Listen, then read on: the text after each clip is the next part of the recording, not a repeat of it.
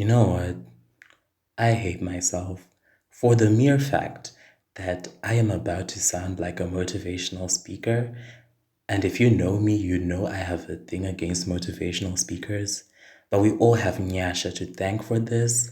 So let's just, Hello, welcome back to A World with No End. I am your host, Alan. Welcome back if you're a returning listener, and welcome if you're somebody new. Today, we are diverging from poetry, from writing, from musical analysis. We are going to talk about overcoming doubt. Wow. So, this particular episode has been requested by my very good friend Nyasha. Nyasha is an amazing soul. She's also a YouTuber, she has an amazing channel. She low key was part of the reasons why I figured I might as well start doing this podcast. So the very least I can do is do her a solid. So, context. The idea for this episode comes from a very brief conversation that we had where we were discussing the nuances of creation of any kind. And she asked me for my opinion about overcoming doubt and the questions of, is this good enough? Is this worth putting out there? And I gave a very short and sweet answer. And she was just like, oh, I kind of wish that you did more content like this. And I'm like, side eye, friend. You know I don't like motivational speakers. I would lean into the kind of content that I do not like creating. But because, parts of what I said make sense, I figure I might as well share them with all of you. So, as is typical, there will be disclaimers. The first disclaimer is this is not a motivational speaker type situation, even though I fear so much that it's probably going to end up sounding that way. It's more of a personal take on how I see the situation. And it's not going to be a scenario of this is what you must do to overcome doubt, more like this is the thought process that I undergo so that it works for me, and it might work for you, it might not, but it's an underlying principle that has applied to self, and I'm just sharing it out there. So therein lies the second disclaimer that these are personal opinions. This is what I see when I do objective analysis or when I do it subjectively on myself to hype myself to create something that I think is not good enough, right? So I think we all know the feeling of doubt when you feel like what you're doing just isn't good enough and you shouldn't be doing it anyways, because who are you to be doing that which you're doing? Doesn't make sense for you to do that, right? It's those feelings of, is this actually good enough? And I oftentimes feel like doubt boils down into a few different camps of, mental headspace. So I feel like the idea of, is this good enough, usually creeps in when you yourself get into your own head and you start worrying about whether or not you are cut out to be doing what you're doing. So this looks like you want to start a blog or a vlog or whatever the case may be, right? And you have all of these ideas at first and you're really hyped up about it. But then you start looking at other people and the work that goes into editing and etc., etc.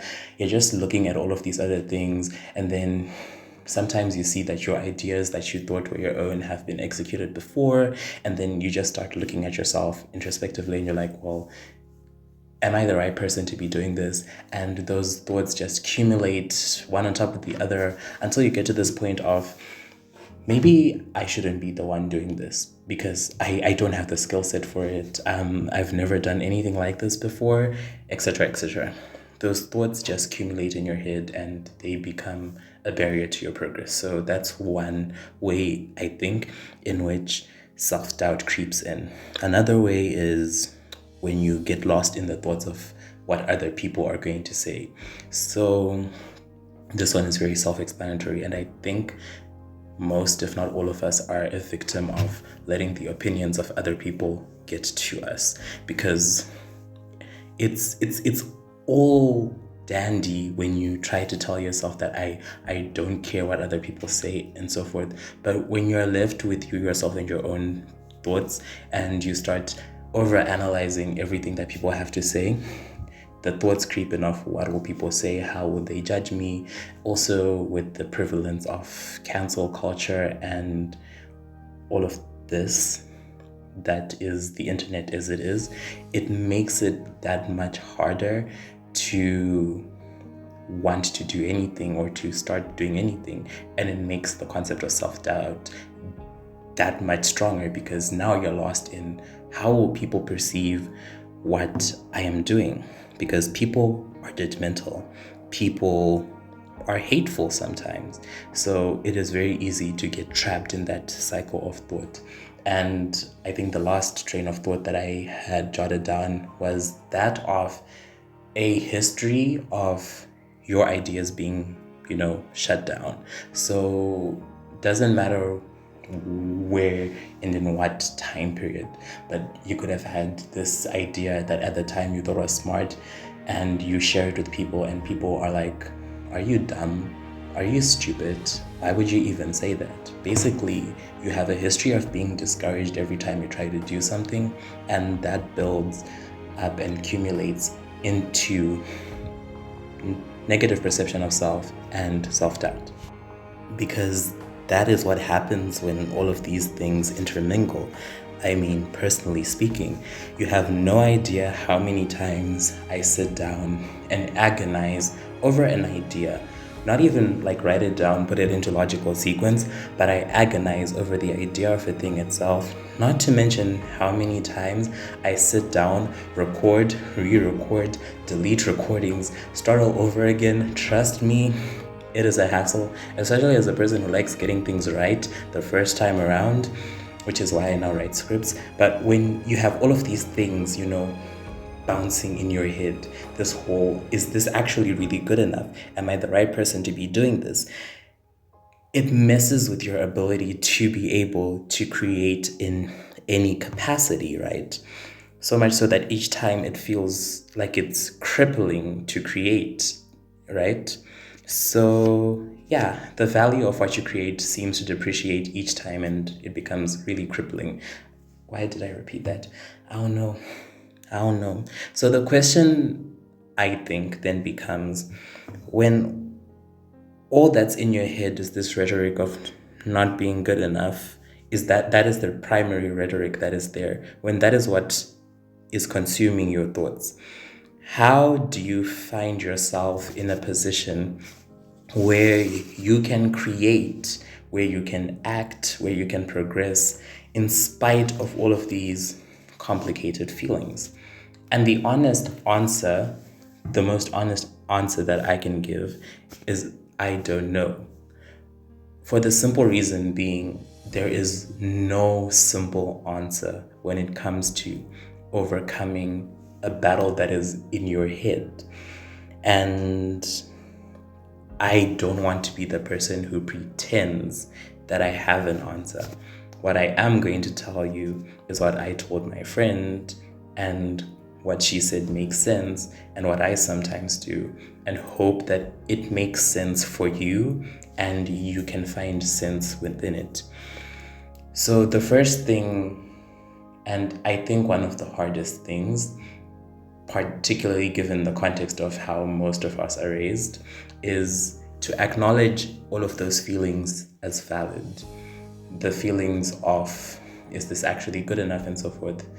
A lot of the times, I think we exist in spaces of toxic positivity, and because everybody is so toxically positive, right? It always has to be about, no, push past the feelings, wada, just move on, be the best version of yourself, ray of optimism, etc., because there is a culture of toxic positivity and people who would rather you not acknowledge those feelings, rather you just pretend as if they don't exist and move on and create in spite of that, I feel like that creates a natural hindrance to your ability to create, because a lot of the times the best things that you create come from the acknowledgement of your emotional state. I feel like some of the best poetry I've ever written as an individual has been when I allow myself to feel my feelings for what they actually are, instead of trying to convert my feelings into these beautiful metaphors, instead of trying to make them perfect. When I write from the most raw perspective that I have, I feel like that is where the best things come from, right? So, truly speaking, the only way you ever get past any emotion is by first acknowledging it and then sitting with it. And that is not an easy thing to do. I feel that to some degree and extent, we have some level of conditioned emotional avoidance. We like running away from the things that we feel and our emotions at large. And I understand the safety in that. But when it comes to creation, in particular, you need to allow yourself to sit with what you're feeling and understand your emotions. Because once you understand that your emotions are valid and that they exist, and you see them for what they truly are, right? You can also move into the next phase, I think, because as you stew with your emotions and you stew with the core thoughts that are fueling your self-doubt, remember those three things that I talked about in the beginning, the whole getting in your own head, worrying about what other people say, and a history of what people have done. You see that two of them like sound similar, the whole people thing. When you're stewing with the idea of self-doubt, you realize that part of its core is in what people have said to you or what you think they will say to you. But when you sit in your own head, you begin to realize a few things. One, people are naturally judgmental. Two, some people are very hateful creatures and they will do everything in their power to tear people down. You also realize, however, finally, three, that you are not here to please everybody. And that sounds so generic, so motivational speaker, so all of that, but it is true. You cannot please everybody. You cannot create anything that will satisfy every single person on this planet. I mean, take a look at WAP. There are people who are on one end of the spectrum who thought that it was a way of female empowerment through embracing one's own sexuality, and other people who thought it was a regression of feminism as we know it today, and we were encouraging for the objectification of women, etc., and so forth. There were so many polarizing camps of thought over one song, which makes you realize that people interpret things differently, but more importantly, you'll never create anything that pleases every single person. I guarantee you, there's nothing that exists on this planet that everybody can agree upon, right? So you are never going to be able to create anything that will 100% please everybody. So what do you do instead? The thing that I do personally is I realize that most of the time, whatever I make for myself first, and I hope that there's an audience for it. And if there happens to be an audience for it, that's fine. If there isn't an audience for it, that's also okay, because I made it for myself first. I mean, take this channel as an example. I think they're literally like only 10 or 11 subscribers, and my most popular video has like 23 views. So when I look at it at that point, I'm like, okay, cool. One person might see this as a failing of sorts, that I suck at marketing myself and so forth. And that is their opinion, fair and fine. But I was never here to please people. I was here to give myself a creative outlet. I think that's one of the first things I ever said in like my very first episode, that I'm here to give myself a creative outlet. And if it happens to find its way to people who are like-minded and so forth, that's wonderful.